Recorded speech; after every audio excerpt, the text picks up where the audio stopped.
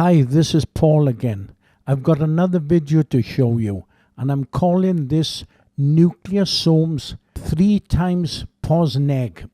In my last video, I showed a DNA spider, and this spider was a tool for making a nucleosome. I'll show the anim quickly for you to take another look at it, but more information can be found in my last video.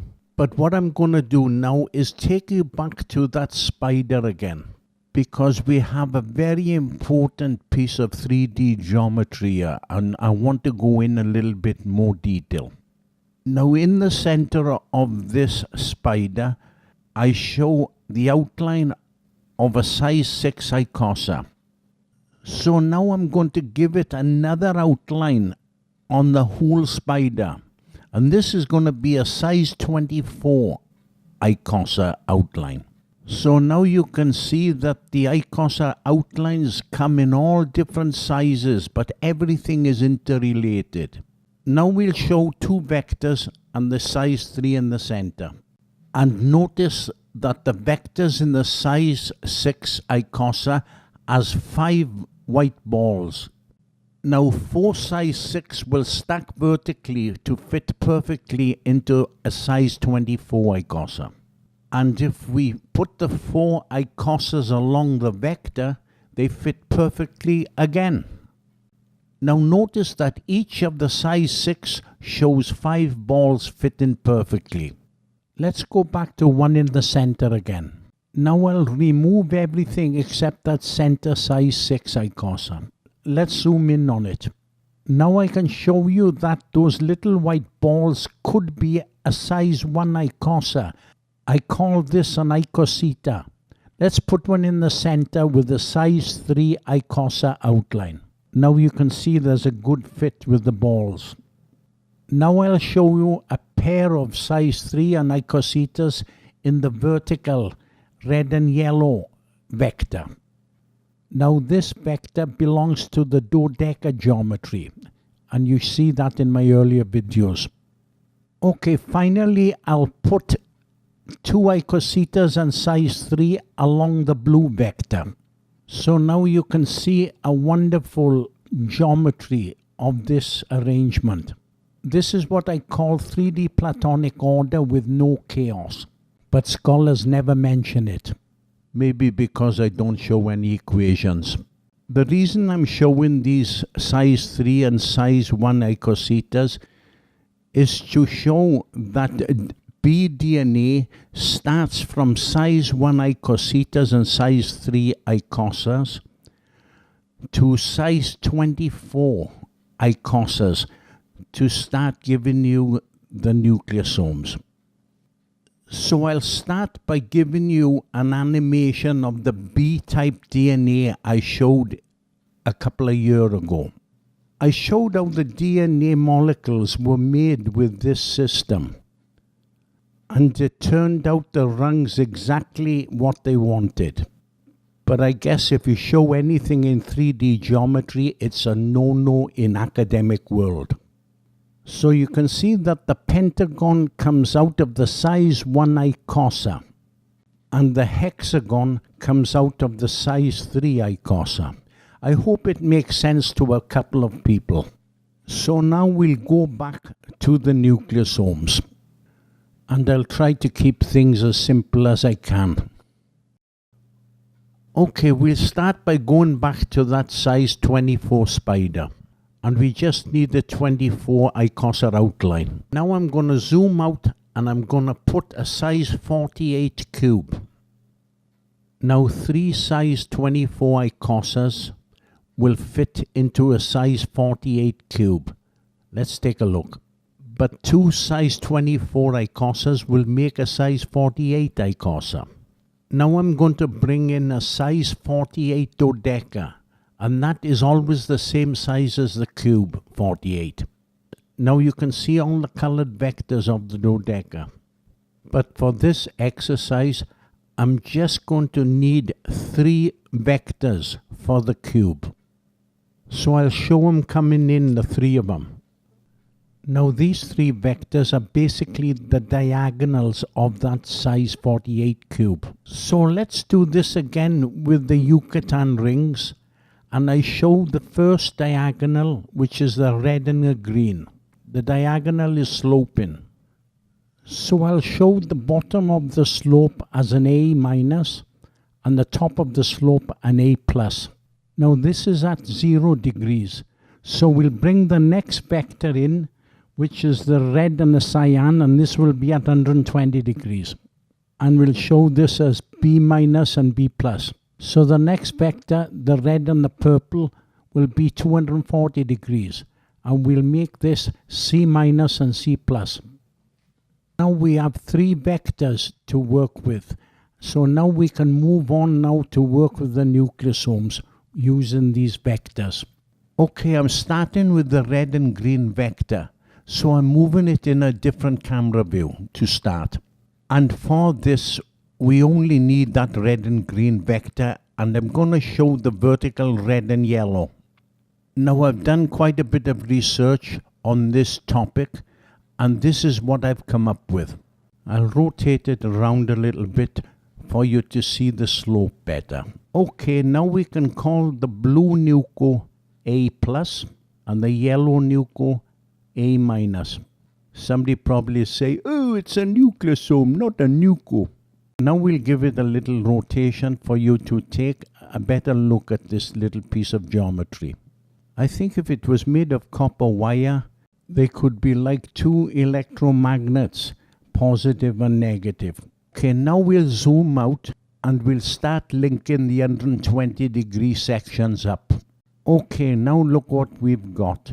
I'll rotate it as it goes together, and you can see it all goes together like a simple little toy. You don't have to be a rocket scientist to understand this. I probably get triple F minus from the professor teaching chaos theory, but I think the daycare teachers down the road will give me a triple A with flying colors. Okay, now I'm going to show this going in the top view. I've added a little white cube to show the center of the first pair. Now look as the other two pairs are added when it's turning around. You can see that an equilateral triangle is being formed. Isn't that something? Now the cyan and yellow parts of that triangle look very much like they are in a golden ratio configuration. Now when I first put this together, I made a mistake and I put the C before the B, and yet I got a configuration. So let's take a look, because I think we're onto something here. So what I'm going to do, I'm going to show you the A, B, C first. And you can see the A, B, C, plus and minus, etc. Now I'll show you the ACB configuration. Now I'll show the top view of the both. We'll start with A, B, C. And now we'll show the second version, which is ACB. The A is in the same position, but the C now starts at the opposite side. Now look what happens when I bring the B in. Now we have made the triangle on the opposite side. This could be an important find for changing the sequence of the DNA. Now I've put a bit of work in and made an animation to show this important sequence. Okay, now watch as this goes through the sequence. Now where it shows A, it's the red and green vector, and I show a white cube in the center. Now it lines up perfectly with the red and yellow vertical vector. But if you look, I show a purple cube as well. Now this has been thrown off center because I show B, C, B before the A. Now this has changed the sequence. But what's amazing is that the sequence turns right back to the center after. Now this proves we have a very intelligent design of geometry here.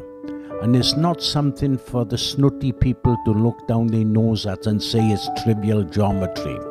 I think somebody with a logical common sense should start working on this. Because to me it looks like binary, but three-dimensional binary. So okay, that's enough of the animation because I've got a couple more things to show you.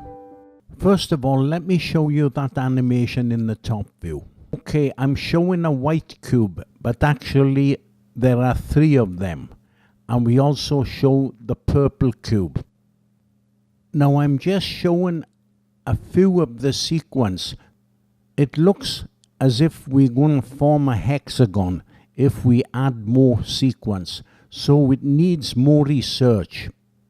But if our scholars only want to focus on 2-dimensional chaos, I wouldn't hold your breath. Anyways, I've got something more to show you. We'll start with an A on the bottom. Now we'll link a second A to the bottom one. Now we'll add a B and link that to the A.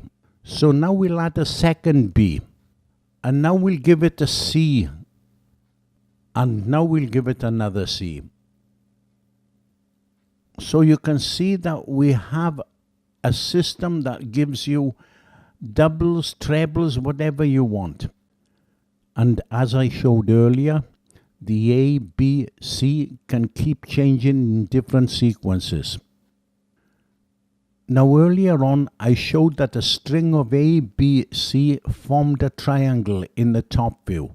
So let's look what A, B, B and C, C looks like. We'll start with A. Now for a second A.